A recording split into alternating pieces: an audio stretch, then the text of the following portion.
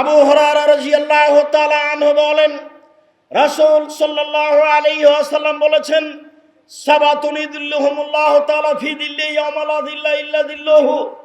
এই বিচারের মাঠে যখন আল্লাহর বিশেষ ছায়া ছাড়া আর কোনো ছায়া থাকবে না, সূর্য থাকবে মানুষের মাথার উপরে 1 মাইল উপরে, অর্ধ হাত নয়, কামেকদারে মাইলিন 1 মাইল উপরে সূর্য থাকবে। মানুষ সূর্যের তাপে ঘেমে একেবারে ঘামের মধ্যে চলতে থাকবে। কারো ঘাম হবে টাকনো পর্যন্ত, কারো ঘাম হবে হাঁটু পর্যন্ত, কারো ঘাম হবে নাক পর্যন্ত। এরকম পর্যায়ে 7 শ্রেণীর মানুষ বিশেষ ছায়াতলে থাকবে। 1, ইমামুন আদিল, ন্যায় পরায়ণ নেতা, যারা ন্যায় পরায়ণতার সাথে সমাজের দায়িত্ব পালন করে, তারাই থাকবে বিচারের মাঠে বিশেষ ছায়াতলে। 2, রাজুলুন নাশা ফি ইবাদাতিল্লাহ, যারা বাল্য জীবন থেকে ইবাদতে অভ্যাসী, 5 ওয়াক্ত সালাতে অভ্যাসী, তারা থাকবে বিচারের মাঠে বিশেষ ছায়াতলে। ও রাজুলুন কলবুহু মুআল্লাকুন বিল মাসাজিদ, ওই সব লোকও থাকবে বিশেষ ছায়াতলে যাদের অন্তর মসজিদের সাথে লাগা থাকে। এজা খারাজা মিনহু হাত্তা ইয়াউদা ইলাইহি, যখনই মসজিদ থেকে বের হয়েছে আবার ফিরে যেতে চায়। জোহরের সালাত আদায় করে বাড়িতে গেছে, বারবার মেয়েকে, ছেলেকে, বৌমাকে বলছে, আম্মু আসরের টাইম হয়েছে কি, মসজিদে যাওয়ার জন্য ব্যস্ত হয়ে গেছে। এমন মানুষ থাকবে বিচারের মাঠে বিশেষ ছায়াতলে। ওয়ারাজুলানে তাহাব্বা ফিল্লাহে ইজতামা আলাইহে ওয়া ইফতারাকা আলাইহে, ওই 2 বন্ধুও বিশেষ ছায়াতলে থাকবে বিচারের মাঠে। যারা ভালোবাসা গড়িয়েছে আল্লাহর হস্তে, যারা ভালোবাসা ভেঙে দিয়েছে আল্লাহর হস্তে। আপনাকে ভালোবাসতাম আল্লাহকে সন্তুষ্ট করার জন্য, যেহেতু আপনার ভিতরে মন্দ কর্ম দেখছি, কাজে আল্লাহর সন্তুষ্টির জন্য বন্ধুত্ব ছেড়ে দিলাম। এমন মানুষ থাকবে বিচারের মাঠে বিশেষ ছায়াতলে। ও রাজুলুন যাকারাল্লাহ খালিয়ান ফাফাজাতাইনাহু, ওই লোকও থাকবে বিচারের মাঠে বিশেষ ছায়াতলে, যারা নির্জনে আল্লাহকে ডাকে, তারপর তার 2 চোখের পানি ঝরঝর করে ঝরতে থাকে। এটাই হচ্ছে আমাদের সাথে সম্পৃক্ত কথা। আপনি নির্জনে আল্লাহকে ডাকছেন, 2 রাকাত সালাত আদায় করার পরে ঘরের ভিতরে কেউ নেই, এমন কেউ যেন আসতেও না পারে, আপনি ভিতর থেকে সিটকালি লাগিয়ে দিয়েছেন। এরপর আল্লাহর দরবারে হাত তুলে কান্নাকাটি করছেন, আল্লাহ আমি বিপদে পড়েছি, তুমি আমাকে উদ্ধার করো। এইভাবে আপনি কান্নাকাটি করছেন, 2 চোখের পানি ঝরঝর ঝরঝর করে ঝরছে। এমন মানুষ থাকবে বিচারের মাঠে বিশেষ ছায়াতলে। ও রাজুলুন দাত ইমরাতুন জাত হাসাবিন ওয়া জামালিন, এই ছেড়ে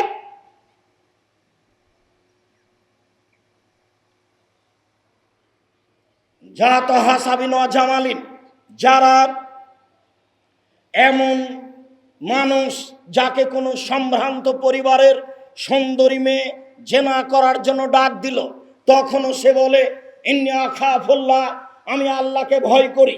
এমন কথা বলতে পারে যে সেই থাকবে বিচারের মাঠে বিশেষ ছায়াতলে।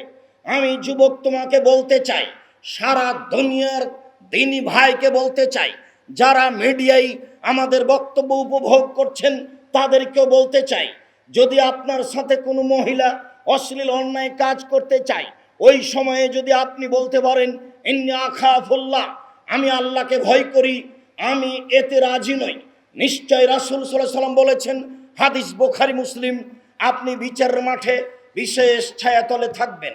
ওয়ারাজুলুন তাসাদ্দাকা বিসাদাকাতিন ফাকফাহান, ওই মানুষও থাকবে বিশেষ ছায়াতলে। যে মানুষ দান করলো, ডান হাত দান করলো, বাম হাত জানতে পারলো না কি দান করলো, মানে গোপনে দান করলো, এমন মানুষ থাকবে বিচারের মাঠে বিশেষ ছায়াতলে। সম্মানিত দিনী ভাই বোন, বুখারী মুসলিমের লম্বা হাদিসের একটি অংশ পেশ করছিলাম। নির্জনে আল্লাহকে ডাকলো। আবু হুরায়রা রাদিয়াল্লাহু তাআলা আনহু বলেন, রাসূল সাল্লাল্লাহু আলাইহি ওয়াসাল্লাম বলেছেন, মান খাফা আদলাজা, যে ব্যক্তি আল্লাহকে ভয় করে সেই রাতে ইবাদত করে। ওমান আদলাজা বালাগাল মানজিলা, যে ব্যক্তি রাতে ইবাদত করতে পারে সেই বড় স্তরে চলে গেছে, জান্নাতে চলে গেছে, জান্নাতের বড় মর্যাদা পাবে। আলা ইন্না সিলাতাল্লাহি গালিয়া, পৃথিবীর মানুষ মনে রেখো আল্লাহর সম্পদ দামি। পৃথিবীর মানুষ মনে রেখো আল্লাহর সম্পদ দামি। পৃথিবীর মানুষ মনে রেখো আল্লাহর সম্পদ দামি। আলা ইন্না সিলাতাল্লাহি আল জান্নাহ, নিশ্চয় আল্লাহর সম্পদ হচ্ছে জান্নাত। নিশ্চয় আল্লাহর সম্পদ হচ্ছে জান্নাত। নিশ্চয় আল্লাহর সম্পদ হচ্ছে জান্নাত। জাহান্নামকে আল্লাহ নিজের সম্পদ বলেননি, পৃথিবীর অর্থ সম্পদকে আল্লাহ রসুল আল্লাহর সম্পদ বলেননি। মুহাম্মদ সাল্লাল্লাহু আলাইহি ওয়াসাল্লাম যা বলেছেন তাতে জান্নাতি হচ্ছে আল্লাহর বিশেষ সম্পদ। যারা তাকে ভয় করবে, ইবাদত করবে, কান্নাকাটি করবে, আল্লাহ খুশি হয়ে নিজের সবচেয়ে দামি সম্পদ তাকে বিলিয়ে দিবেন। সম্মানিত দিনী ভাই বোন, আবু হুরায়রা রাদিয়াল্লাহু তাআলা আনহু বলেন, রাসূল সাল্লাল্লাহু আলাইহি সাল্লাম বলেছেন, লাজমাল আবদি খাউফাইন ওয়া আমনাইনে, পৃথিবীর মানুষ মনে রেখো আমি আমার বান্দার মধ্যে দুইটি জিনিস একত্রিত করব না, ভয় এবং নিরাপত্তা। ভয় এবং নিরাপত্তা আমি একত্রিত করব না। মান খাফা ফিদ দুনিয়া ফা আমানতু ফিল আখিরা, কেউ যদি দুনিয়াতে আল্লাহকে ভয় করে আমি আল্লাহ তাকে বিচারের মাঠে নিরাপদে রেখে দিব। বিচারের মাঠ তার কঠিন জটিল বলে মনে হবে না। অমান আমিনানি ফিদ দুনিয়া, আর যে ব্যক্তি আমার ব্যাপারে দুনিয়াতে নিরাপদ থেকে গেল, আমাকে ভয় করলো না, আখাপ্ত হইয়া আমাল কিয়ামা, আমি তাকে বিচার মাঠে ভয় ভীতির মধ্যে ফেলে দিব। অতএব আল্লাহকে ভয় করতে হবে, এ কথাই ঠিক। সম্মানিত দিনী ভাই বোন, আবু হুরায়রা রাদিয়াল্লাহু তাআলা আনহু বলেন, রাসূল সাল্লাল্লাহু আলাইহি ওয়াসাল্লাম বলেছেন, অকালা সালেসা, তিনজন লোক গর্তে আটকা পড়েছিল। অন্য এক বর্ণনায় এসেছে, আব্দুল্লাহ ইবনে উমর রাদিয়াল্লাহু তাআলা আনহু বলেন, তিনজন লোক গর্তে আটকা পড়েছিল, বৃষ্টির কারণে গর্তে ঢুকেছিল। গর্তে ঢুকতে একটা পাথর এসে গর্তের মুখের উপরে পড়লো, বের হওয়া তাদের পক্ষে সম্ভব ছিল না। তিনজনের তৃতীয় জন বলল, আল্লাহুম্মা, হে আল্লাহ, ইন কুনতা তাআলাম, তুমি যদি সত্যই জেনে থাকো, আন্নী ইস্তাজারতু আজিরান, আমি একটা লোককে দিন মজুর হিসেবে নিয়েছিলাম, এমন কোনো একদিন। ফামেলা, সে কিছু সময় কাজ করলো। ফা আতাইতু হাজরান, আমি তাকে তার পারিশ্রমিক দিলাম। ফা সাখেতাহু ওয়ালাম ইয়াখুজহু, সে আমার পারিশ্রমিক নিল না, সে রাগ করে চলে গেল। ফাওয়া ফারতুহা আলাইহি, আমি সেই টাকা পয়সা বাড়াতে থাকলাম, বাড়াতে থাকলাম, বাড়াতে থাকলাম। হাত্তা সরা মিন যালিকাল মাল, তারপর অনেক সম্পদ হয়ে গেল। ফা জা ইয়াওমান ইয়াতলুবু, সে একদিন চলে আসলো, এসে তার পারিশ্রমিক চাইলো। আমি বললাম, খুজ হাজা কুল্লাহু, যত গরু ছাগল দেখছো সব তুমি নিয়ে নাও। তখনও বলল, আমাকে আপনি মজাক করবেন না, একদিনের আমাকে পারিশ্রমিক দিন। আমি বললাম, মজাক করিনি, সব কিছু তোমার, তুমি নিয়ে চলে যাও। লাউ আতাইতহু লাম উলা ললাউ, সে তো লাম উতিহি লাজরাহলাওয়াল, আমি চাইলে তাকে মাত্র একদিনের পারিশ্রমিক দিয়ে বিদায় করতে পারতাম, আমি সব দিয়ে দিলাম। আল্লাহুম্মা, হে আল্লাহ, ইন কুনতা তাআলাম, তুমি যদি মনে করে থাকো, আন্নী ফালতু যালিকা, আমি এই কাজটা করেছি রাজা রাহমাতেকা, তোমার রহমতের আশায়, ও খাসিয়াতা আযাবেকা, তোমার শাস্তির ভয়ে, তাহলে আজকে এই গর্তের মুখ থেকে পাথর সরিয়ে দাও। ফা জালাল হাজারো, পাথর সরে গেল। ফা খারাজু ইয়াতামাশাউনা, তারা স্বাভাবিকভাবে পায়ে হেঁটে গর্ত থেকে বের হয়ে গেল। বুখারী মুসলিম। সম্মানিত দিনী ভাই বোন, অত্র বুখারী মুসলিমের হাদিস থেকে বলতে চাচ্ছি, যদি আপনার ভিতরে আল্লাহ ভীতি থাকে, যদি কান্নাকাটি করে আল্লাহকে আপনার কথাটি বলতে পারেন, তাহলে যে কোনো বিপদে যদি আপনি আপনার এই কান্নার কথাটি পেশ করতে পারেন, বলতে পারেন, এরকম যদি আপনার কোনো বড় কর্ম থাকে, সেই কর্মের কথা যদি আপনি বলতে পারেন, তাহলে আল্লাহ আপনাকে বিপদ থেকে বাঁচিয়ে দিবেন, যা আমরা বুঝতে পারছি। আবু সাঈদ খুদরি রাদিয়াল্লাহু তাআলা আনহু বলেন, কানা রাজুলুন ফি বানি ইসরাইল আসরাফা আলা নাফসিহি, হাজার হাজার বছর পূর্বে একটা লোক নিজের উপরে খুব অত্যাচার করেছিল। ফাহাজারাহুল মওত, তার মরণ চলে আসলো, সে এখন মরবে। ফাওসাবানি হে, তার ছেলেদেরকে বলল, আমার ছেলেরা শোনো, এ যা মাতা, যখন তোমাদের পিতা মরে যাবে, ফাহার রেকুহ, তোমরা তাকে আগুন দিয়ে জ্বালিয়ে দিও। ফাজরুন ইসফাউ ফিল বাররে অনিসফাউ ফিল বাহরে, তোমরা অর্ধেক ছাই পানিতে ফেলে দিও, অর্ধেক ছাই মাটিতে ফেলে দিও। আল্লাহে, আল্লাহর কসম, আমি তোমাদের পিতা বলছি, আল্লাহর কসম, ওয়ালাইন কাদার আল্লাহ আলাইহি, আল্লাহ যদি তোমাদের পিতাকে ধরতে পারেন, লাইয়াদবান্নাহু আদাবান লাইয়াদুবা আদাবান ফিল আলাম, তোমাদের পিতাকে আল্লাহ এত শাস্তি দিবেন, এত শাস্তি দিবেন, পৃথিবীর কোনো মানুষকে এত শাস্তি দিবেন না। ফালাম্মা মাতা, যখন পিতা মারা গেল, ফাফালু মা মারাহুম, পিতা ছেলেদেরকে যা আদেশ করেছিলেন ছেলেরা তাই করলো। ফামার আল্লাহ আল বাহারা, আল্লাহ সাগরকে বললেন ছাই জমা করে দাও। আমার আল্লাহ আল বাররা, আল্লাহ মাটিকে বললেন ছাই জমা করে দাও। মাটি এবং সাগর ছাই জমা করে দিল। আল্লাহ তাআলা বললেন লেমা ফালতা হাজা, বলো তুমি এই কাজ কেন করলে, ছেলেদেরকে আদেশ করেছিলে কেন? লোকটি উত্তরে বলল, মিন খাসিয়াতেকা, তোমার ভয়ে করেছি। ওয়ান্তা আলাম, তুমি ভালো জানো আমি তোমার ভয়ে করেছি কিনা, এটা তুমি ভালো জানো। তখন আল্লাহ তাআলা তাকে বললেন, যাও, কাদ গাফার তোলাকা, আমি তোমাকে ক্ষমা করে দিলাম। সম্মানিত দিনী ভাই বোন, আপনি যদি আল্লাহর ভয়ে কান্নাকাটি করতে পারেন, আল্লাহ সহজে আপনার পাপ ক্ষমা করে দিবেন। আনাস রাদিয়াল্লাহু তাআলা আনহু বলেন, রাসূল সাল্লাল্লাহু আলাইহি ওয়াসাল্লাম বলেছেন, আল্লাহ তাআলা বলেন, ইবনা আদম ইন্নাকা মা দাওতানি ওয়া রাজাউতানি, পৃথিবীর পুরুষ নারী শুনে রাখো, তোমরা আমাকে যেভাবে ডাকো আমি সেভাবে থাকি, তোমরা যেভাবে আশা পোষণ করো আমি সেভাবে পূর্ণ করে থাকি, তোমরা আমাকে যেভাবে ডাকো আমি সেভাবে থাকি, তোমরা যেভাবে আমার উপরে আশা পোষণ করো সেভাবে আমি পূর্ণ করে থাকি। কাদ গাফারতু লাকা মা কানা মিনকা ওয়ালা উবালি, তোমার যা কিছু হয়েছে আমি সব ক্ষমা করে দিলাম, আমি পরোয়া করি না তুমি কত বড় পাপী, আমি পরোয়া করি না তুমি কত বড় পাপী, আমি আল্লাহ পরোয়া করি না তুমি কত বড় পাপী। ইবনা আদম লাউ বালাগাত যুনুবুকা আনানা সামায়ে, এই আদমের ছেলে মেয়ে শোনো, তোমাদের পাপ বেশি হতে হতে যদি আকাশে লেগে যায়, ফাস্তাগফারতানি, এর পরেও যদি আমার কাছে ক্ষমা চাও, গাফারতু লাকা, আমি ক্ষমা করে দিব। ওয়ালা উবালি, আমি পরোয়া করি না তোমরা কত বড় পাপী, আমি পরোয়া করি না তুমি কত বড় পাপী, আমি পরোয়া করি না তুমি কত বড় পাপী। বিচারের মাঠে আল্লাহ তাআলা আমাদের সামনে আসবেন, এসে বলবেন, ইবনা আদম লা আতাইতানি বিকুরাবিলার যে খাতায়া সুম্মা লাকিতানি লা তুশরিক বিশায়া লা আতাইতুকা বিকুরাবিহা মাগফিরা। এই আদমের ছেলে মেয়ে শোনো, যারা বিচারের মাঠে উপস্থিত হয়েছ, তোমরা যেই পরিমাণ পাপ নিয়ে উপস্থিত হয়েছ, আমি আল্লাহ সেই পরিমাণ ক্ষমা নিয়ে উপস্থিত হয়েছি।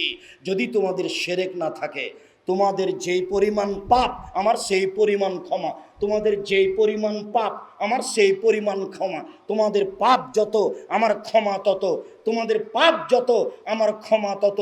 যদি শিরক না থাকে, সম্মানিত দিনী ভাই বোন, সকল দিনী ভাই বোনকে আল্লাহ ভীতির উপরে আলোচনা পেশ করে বলতে চাচ্ছি, সময় বের করে নিয়ে মাঝে মধ্যে 2 রাকাত সালাত আদায় করে আল্লাহর দরবারে কান্নাকাটি করে নিজের পাপের কথাটি, নিজের বিষয়ের কথাটি বলতে হবে। ইনশাআল্লাহ আল্লাহ শুনবেন, ইনশাআল্লাহ আল্লাহ শোনার জন্য প্রতীক্ষমান রয়েছেন, হাত প্রশস্ত করে আপনার জন্য রয়েছেন। কখন আপনি তাকে কিছু বলবেন, কখন আপনার প্রয়োজন হবে, আপনার তাকে কিছু বলার, যেভাবে বলবেন সেভাবে শুনবেন, যেভাবে আশা পোষ করেন সেভাবে তিনি পূর্ণ করবেন। এ কথা রাসূল সাল্লাল্লাহু আলাইহি ওয়াসাল্লাম বলেন, হাদিসে কুদসি, এ কথা আল্লাহ তাআলা বলেন। সম্মানিত দিনী ভাই বোন, আল্লাহ ভীতির উপরে আলোচনা করার পরে আপনার সাথে জরুরি কয়েকটি কথা, যা সাধারণত বলে থাকি, গত রাতে বলেছি, সকালেও কিছু বলেছি, এখনো বলছি। আমার মনে বড় সাধ, এদেশের মাটিতে আমি উন্নত মানের প্রতিষ্ঠান গড়বই ইনশাআল্লাহ। সেটাই জামিয়া সালাফিয়া। আমার মনে বড় সাধ, এদেশের মাটিতে উন্নত মানের প্রতিষ্ঠান গড়বই ইনশাআল্লাহ, যেখানে ছেলেমেয়েরা বাংলা, ইংরেজি, আরবি উন্নত মানের শিক্ষা অর্জন করে লড়বে তারা অন্যায়ের বিরুদ্ধে, লড়বে তারা শিরক বেদাতের বিরুদ্ধে। ভারত, বাংলাদেশ, পাকিস্তানে শিরক বেদাত যেমন ভাবে বন্যা চলে বিপদ সীমার উপর দিয়ে, তেমনি ভাবে নেকির নামে, ভালো কাজের নামে শিরক বেদাত চলেছে বন্যার মতো। সরকারিভাবে, বেসরকারিভাবে দেশ শিরকে পরিপূর্ণ হয়ে আছে, বিদাতে পরিপূর্ণ হয়ে আছে। এই বিদ্যার মাধ্যমে অন্যায়ের বিরুদ্ধে লড়তে হবে। সেটারই মাধ্যম হচ্ছে জামিয়া সালাফিয়া। জামিয়া সালাফিয়ার বর্তমান অবস্থা, জামিয়া সালাফিয়া হাটাবো, বীর হাটাবো, রূপগঞ্জ, নারায়ণগঞ্জ, ঢাকা। জামিয়া সালাফিয়া ডাঙ্গিপাড়া, পবা, রাজশাহী। জামিয়া সালাফিয়া 6 মাইল, বাবুগঞ্জ, বরিশাল। জামিয়া সালাফিয়া তেঘরা, বিরল, দিনাজপুর। জামিয়া সালাফিয়া হাটাবো, বীর হাটাবো, রূপগঞ্জ, নারায়ণগঞ্জ, ঢাকা। জামিয়া সালাফিয়া ডাঙ্গিপাড়া, পবা, রাজশাহী। এই 2 প্রতিষ্ঠানে এখন 3850 জন ছাত্রছাত্রী রয়েছে। তার 500 জন অসহায় ছেলে মেয়ে রয়েছে। তার প্রায় 200 জন এতিম ছেলে মেয়ে রয়েছে, যার খাওয়া খরচ আপনারা অনেকে বহন করে থাকেন, আর অনেকেই জামিয়া সালাফিয়ার মাধ্যমে বহন করে থাকেন। তবে প্রতিষ্ঠানগুলি সব পরিচালনা করবে নিব্রাস ইসলামিক রিসার্চ ফাউন্ডেশন, সরকার অনুমোদিত ফাউন্ডেশন। কাজে এই বিষয়ে আপনার ভিতরে যেন কোনো সময় ধাক্কা না খায় যে এটা কিভাবে হবে, কিভাবে চলবে। সম্মানিত দিনী ভাই বোন, এখানে এই 2 প্রতিষ্ঠানে অনেক শিক্ষক শিক্ষিকা, বেতন লাগে প্রতি মাসে 19,50,000, প্রায় 20 লক্ষ প্রতি মাসে বেতন লাগে। প্রায় 40টি ছেলেকে স্কলারশিপ দেওয়া হয় প্রতি মাসে 500 করে। বর্তমান জামিয়া সালাফিয়ার অবস্থায় আমরা প্রত্যেকটা জেলায় জামিয়া সালাফিয়া করব মর্মে, বরিশালে এবং দিনাজপুরেও এরকমই বছরের গতিতে সালাফি কনফারেন্স করব ইনশাআল্লাহ। আল্লাহ যেন আমাদের সহযোগী হন। মর্মে এই অবস্থা আপনাদেরকে জানানোর পরে বর্তমান অবস্থা, বর্তমানে আপনার পিছন দিকে 482 জন মেয়ে আছে, যারা খুব সংকীর্ণ জায়গায় অবস্থান করে। রাজশাহী ডাঙ্গিপাড়ায় প্রায় 850 মেয়ে অবস্থান করে, তাদেরও জায়গা সংকীর্ণ। তবে তুলনামূলক এখানকার চেয়ে ভালো। মর্মে মেয়েদের জন্য এক বিশাল বিল্ডিং করতে হবে, যাতে করে তারা সুবিধা মতো থাকা, খাওয়া, শিক্ষার ব্যবস্থা গ্রহণ করতে পারে। এই প্রতিষ্ঠানে একটা বিশাল মসজিদ নির্মাণ করব। অনুমান করছি, কালকে যেভাবে বলেছি, মনে এটাই চাচ্ছে, যার একতলায় 10,000 মুসল্লি একসাথে সলাত আদায় করতে পারবে। এদেশের সঠিক আকীদার সলাতের জায়গা হবে এই বাইতুল হাম জামে মসজিদ, জামিয়া সালাফিয়া হাটাবো, বীর হাটাবো, রূপগঞ্জ, নারায়ণগঞ্জ, ঢাকা। এখানে একটি বিশাল লাইব্রেরি গড়বে, যেখানে 3 লক্ষেরও বেশি বই পুস্তক থাকবে। মর্মে আপনার বাম হাতের দিকে, এখান থেকে সামনে বের হলে যে বিল দেখা যায়, এই দিক থেকে ওই রাস্তা পর্যন্ত জমি কিনবো বলে আমরা আশা করছি। আমরা ইতিমধ্যে 250-300 শতক কিনে ফেলেছি। ইনশাল্লাহ আরও 300, 350, 400 শতক কিনবো। মোটামুটি অনুমান করছি আপাতত প্রায় 50 বিঘা জমি হবে বলে আমরা আশা করছি। ইনশাল্লাহ এইসব জমি হবেই হবে, ইনশাল্লাহ হবে, নিশ্চিত হবে, অবধারিত হবে। কিভাবে হবে আমি তা জানি না, তবে নিশ্চিত হবে, ইনশাল্লাহ হবে। আমার হাতে টাকা নাই এ কথা সত্য, এখানে বিশাল প্রতিষ্ঠান হবে এ কথা সত্য, ইনশাল্লাহ হবেই হবে। আমি একজন সাধারণ মানুষ, কচুর পাতার পানি। আমার এটুকু বিশ্বাস যে আমি 10 পয়সার ক্ষতি করি না, এটা আমার সাহস। আপনাদের জামিয়া সালাফিয়ায় এক সন্ধ্যা খেলে আমি তার টাকা দিয়ে দিই, খাওয়া খরচ দিয়ে দিই। আমি যাতে করে 10 পয়সার কিছু ক্ষতি করেছি, এটা যেন আমার বিচারের মাঠে জবাবদিহি হওয়া না লাগে, এ ব্যাপারে আমি সোচ্চার আছি।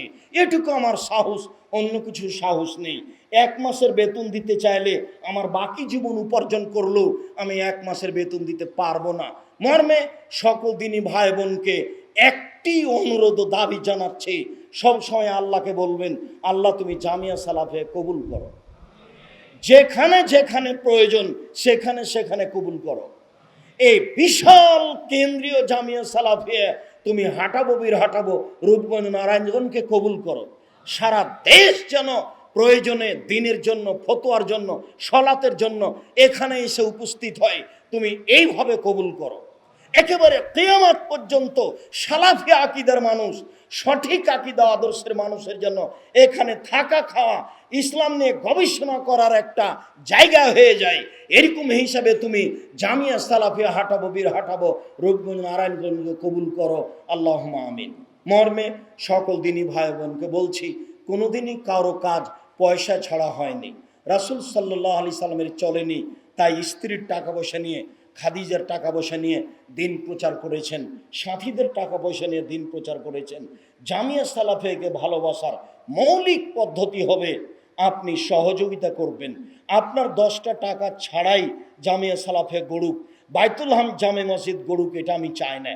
তবে আপনি না দিলেও হয়ে যাবে, এ কথাই ঠিক, হবেই হবে, ইনশাল্লাহ হবে, নিশ্চিত হবে, অবধারিত হবে, হবেই হবে ইনশাল্লাহ, এটা ঠেকানোর কোনো পথ নাই।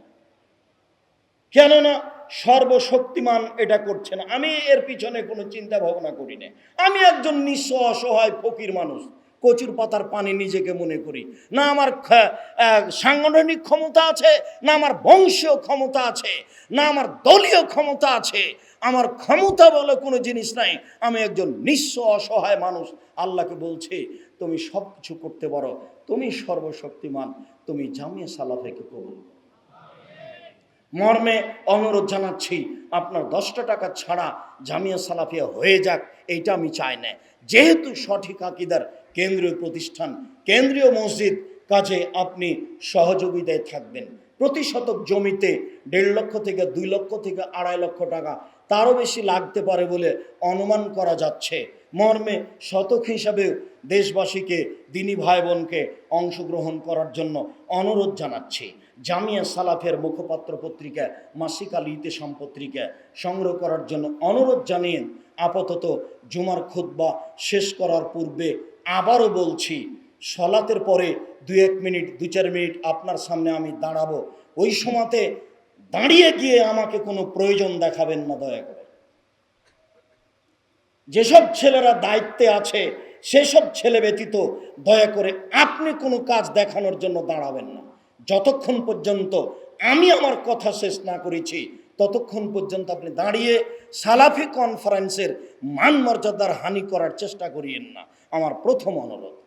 দ্বিতীয় অনুরোধ, যে এই জামিয়া সালাফিয়ার মূল ব্যক্তি যিনি, তিনি হলেন ডাক্তার আব্দুস সুবহান। ইনি আমার একজনের পরে বাম পাশে বসে আছেন, ইনি ডাক্তার আব্দুস সুবহান। তিনি এই জমির মূলত ব্যবস্থা করেছিলেন, দীর্ঘদিন ধরে চেষ্টা করে তিনি এগুলি করেছিলেন, প্রায় 60-65 বিঘা জমি। আমি তার জন্য আন্তরিকভাবে সবাইকে দোয়া করতে বলি, আল্লাহ যেন তাকে দুনিয়া থেকে ঈমান সহকারে নেন। প্রায় 100 বছর বয়স। আর এই প্রতিষ্ঠানের সাথে আরেকজন বড় মানুষ চলে গেছেন দুনিয়া থেকে, গুলজার মাস্টার। আমি তার জন্য আন্তরিকভাবে দোয়া করি, আল্লাহ তাদেরকে কবুল করুন। গুলজার মাস্টার একজন শক্তিশালী, সামাজিক ক্ষমতাধর, হুঁশিয়ার মানুষ ছিলেন। অবশ্য তার স্থলাভিষিক্ত হয়ে এলাকার সুনামধন্য চেয়ারম্যান সালাহউদ্দিন চেয়ারম্যান এবং মারফত আলী, তারা এই প্রতিষ্ঠানের দেখাশোনা করছেন। মর্মে আপনাদের এসব সম্মেলন করা একেবারেই সহজ। আমরা তাদের সার্বিক কল্যাণ কামনা করি। আল্লাহ যেন তাদেরকে সামাজিক দায়িত্ব সুন্দরভাবে পালন করার তৌফিক দান করেন। মর্মে হাঁটাবো বীর হাঁটাবো বাসির যারা চলে গেছে, আল্লাহ তুমি তাদের কবরের শাস্তি মাফ করো। যারা আছে তুমি তাদেরকে তোমার রাসূলের পদ্ধতি অনুযায়ী চলার তৌফিক দান করো। আল্লাহ তুমি সর্বশক্তিমান। আমার যত দিনই ভাই বোন এখানে উপস্থিত হয়েছেন এবং সারা পৃথিবীর বিভিন্ন স্থান থেকে মিডিয়ার মাধ্যমে এ বক্তব্য শুনছেন, তুমি তাদের সকলকে ক্ষমা করো। তুমি তাদেরকে তোমার রাসূলের পদ্ধতি অনুযায়ী চলার তৌফিক দান করো। তারা যেন তাদের জীবনকে তোমার রাসূলের পদ্ধতি অনুযায়ী গড়তে পারে, এই তৌফিক তুমি দান করো। আল্লাহ যারা এই জামিয়া সালাফিয়ায় দান করছে, তুমি তাদের রুজিতে বরকত দান করো, তুমি তাদের আহাল পরিবারে কল্যাণ দাও, তুমি তাদের ব্যবসা বাণিজ্যে কল্যাণ দাও, তুমি তাদের ব্যবসা বাণিজ্যকে নিরাপদে রাখো। আল্লাহ জুমার খুতবার শেষে তোমার দরবারে এই কথাগুলির জোরালো দাবি জানিয়ে আজকের জুমার খুতবা এখানেই শেষ করছি। সুবহানাকা আল্লাহুম্মা ওয়া বিহামদিকা আশহাদু আল্লা ইলাহা ইল্লা আনতা আস্তাগফিরুকা ওয়া আতুবু ইলাইক। সাল্লাল্লাহু আলাইহি ওয়াসাল্লাম।